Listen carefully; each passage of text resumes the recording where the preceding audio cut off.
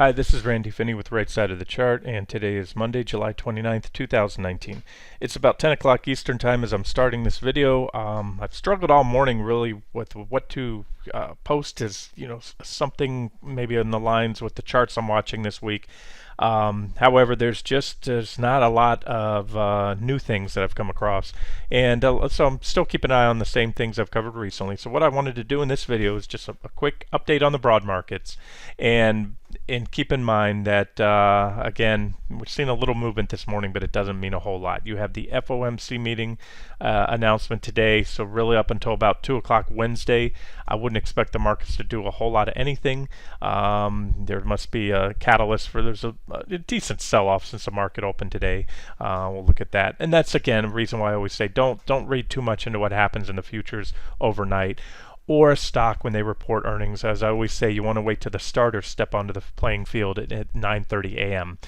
Because in the after-hours session, which isn't shown here, anything goes. This is just a 1-minute chart of QQQ, so you can see futures held up and drifted higher overnight, indicating a positive open today, and then boom, it reversed a little before that gap down, and they've been selling it hard. So that is why you want to wait.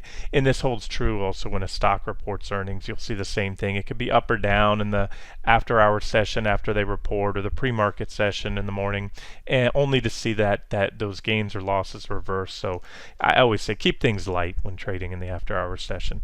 So that's that. Let's just talk on the charts real quick. Not a lot new to update. Here's the 60-minute chart. I've shared recently, I have some fib fan lines. You can play around with those, but fib fan lines, you start them off the low like this, and you can see here the way I have them, you can move them around. But basically, you can see the market has kind of played well off these fib fan lines like this. It's inching its way higher, but on a declining momentum. In other words, you had a more steeper uptrend, a very impulsive uptrend there. Of course, there was a breakout that was, indicated that reversal there at the time, was pointed out. And so this is it. So we're going higher, but on declining momentum. And that's also seen, again, let's look at the 60-minute chart. There was a breakout back there. It's seen by the divergence in the indicators, and it's also all the way out to the daily chart. So here's my 60-minute chart before we leave it, just alternative trend lines, and each one keeps breaking. You get a little correction, inch higher. That's been the trend so far. But on the daily chart, you still have, again, for the first time since last fall, before the market had that big drop, you have divergence. It's been building on this most recent high. I've added this minor uptrend line right here. You can see you still have QQQ well above the recent breakout. And we had the 190, 150-ish level right here was resistance, and we broke out recently, back tested it successfully so far, and we're above there. But the divergence is still in place, and the momentum is slowing. You can even see when I put up the PPO histogram, I mentioned back here we had a bearish crossover on the PPO. And again, this is a momentum indicator. So you had both the negative divergence and then confirmed divergence once you had the bearish PPO crossover. So with the market continuing to inch higher since then, why is this red? Why is the PPO still down below the signal line below the PPO line? Or the PPO line below the signal line, because you had that cross, because we're pretty much flattened out. So when you have strong momentum and then you start to go sideways or slow down, you've then lost momentum. So that's what that's telling us there. And again, it doesn't mean too much in itself right now, because we don't have any powerful sell signals, or any sell signals, I should say. This is just a down day and a grind that's been up, down, up, down, up, down, with more ups than downs. So you need to see this break. You need to see it pretty much an impulsive reversal. You'll know it when it comes. And again, so watch for that minor trend line right there, uptrend line that I showed you there, 191.46-ish. SPY, we'll do the same thing. We'll look at that. Similar trend line. I believe I showed this one last week. So you have that. That's sort of what I'm watching right now. But again, the FOMC, and Apple also. Don't forget, we have Apple reporting tomorrow after the close. So on SPY, the big level, you have the highs back here, right there, all around 294. We finally broke out. So that is the level. Those are the two levels to watch. A small wedge, if it breaks, what happens around 294. If you're bullish and looking for a lot higher highs, that's where you'd want to go long on a pullback. if it comes. I still believe it will, and then ultimately 294 goes. But we'll have to get the Fed out of the way this week, and Apple tomorrow after the close. 60-minute chart of SPY. That's what it looks like. We had a breakdown there. That's about the best defined trend line. And again, I've moved trend lines or had alternative trend lines along the way. It's the same story. It's kind of a slow grind higher right there. There's that trend line at that point, roughly, and it back tested. This one broke down, and again, it played out. We had a divergent high, a little correction, and then we're trading off these minor uptrend lines recently, and there's the most recent divergent high. But like I said, don't become complacent. Don't fall asleep at the wheel, because if these divergences do play out, they're pretty darn large. You can see them here on the 60-minute chart, all the way out to the daily chart, and that's what a trend is all about. It's a trend until it isn't. We had an uptrend heading into the 2018 highs until it broke, and then once it broke, those very large divergences were the catalyst, the technical catalyst for that drop. At the time there was nothing in the headlines that really justified that. They just used the same things they'd been talking on forever, and they'll do that the next time around. Start talking the trade wars and worries of a slowdown and whatever the Fed may or may not do. But again, the headlines will follow the technicals once that breaks. And then don't forget, finally, the market's not going anywhere until the tech sector breaks. So there's that nice little wedge there in XLK. And that's it. You know what? I'll probably just stop it here and figure to do this morning update. I wanted to roll into the trade ideas and follow up on just the same group of swing trade ideas that I posted last week. What was it, Friday? I'll do a follow-up video on that here shortly. But let's just cut this one short, keep it under 7 minutes. That's the market update, what to watch for. But again, with Apple reporting tomorrow after the close, and then the big FOMC meeting on Wednesday, you might want to be a little skeptical, give a benefit of the doubt to a breakdown, because it could prove to be a false breakdown. Doesn't mean it will be, but if you broke down before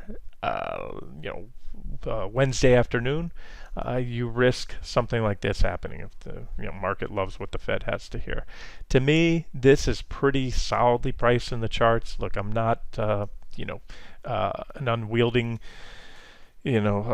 trader, or my views are flexible, but I can tell you this, that the divergences here, we pop up maybe in once in a while they get burned through. As I like to say, I'm just going from experiences, about 90% or so of the time, these divergences, when they've been building like this, and it maybe even more than 90%, they play out. It just sometimes takes a while. You get that first divergent high, you push up, you get the second divergent high, and boom, they play out.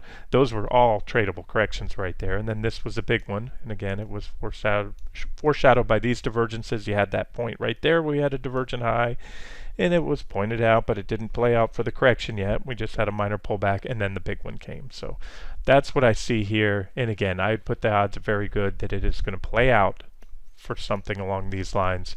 But first things first, and that would be a sell signal. And ideally, once the Fed is out of the way. So if XLK is trading below this trend line and it's moving down impulsively, anytime, let's say, to be safe, Thursday or later of this week, that's a pretty solid sell signal. Now, if you wait all the way to Thursday, you may miss it. So again, this is where trading gets a little tough. If it breaks down before then and the other indexes break down, you might want to take a starter position. I guess the point I'm trying to say is don't go too heavy in front of the FOMC. And just like those divergences are building on the equity indexes, you have positive divergences continue to build on the VIX. That's TVIX. That's one instrument, but let's look at VIXX, and I'll wrap it up here. There's a story there. So this is a long-term support level. You can see here I have a couple different variations of this. I have more of a support zone, we'll call it, right there on the VIX. So you had right here, this is from 28, this is the 2018 low end of the range. Remember this right here, leading into the January 28th market top, that's where the market top, this was never before seen. This area I'm highlighted, never before seen levels on the VIX before. It had never gotten that low. We came off an unprecedented period of low volatility. They call it the short vol trade. You had a lot of institutions shorting volatility, keeping things down artificially, and then boom, this is what happens. But I've traded the VIX for many years, and there's really the only time you want to go long is when after these breakouts, if the technicals confirm, and at the bottom of the range where you don't want to go long is up here. You don't want to go long after the big spikes. You either got to get in when you have the breakouts. We had a breakout right here. We came back to support here. You can trade off these support levels. See SR zone. So this is where the last time we took a shot, because it was a support zone, and now we're coming down to a support zone again. And usually you hit these support zones, you did get a lift on that initial tag right there, and again you had several lifts off it right there, and then once it broke it became resistance. So that's why it's SR zone, support resistance zone. So naturally then in reverse it would look like this. We come down here, we could certainly go to the bottom of the zone. I mean, there are no guarantees it won't go below that, but this has been for decades. This is the low end of the VIX right here, barring that period of excessively low volatility. So that's trading 101. You go long at support, wait for a sell signal in the stock market to confirm, but there's a downtrend line, the VIX. Let me make that a little more clean for you. So you can't trade the VIX directly. You can buy futures on the VIX, you can buy options on those futures, or you can buy the ETNs which buy the futures. And so the VIX is this is the spot index, but this is what it's all about. And so there's a downtrend line, like I said. You want to watch, you want to see that breakout, but again, you need the stock market to break down for the VIX to get going. So there's some potential targets, and when it does move, it moves pretty fast, and there's the divergence right there. You take away that little spike. You have pretty much equal lows right now. We're back to that support zone and diverging like that. Okay, let's wrap it up here, and then I'll get out a video on the trade ideas separately. This has been Randy Finney with Right Side of the Chart. Hope you enjoyed it.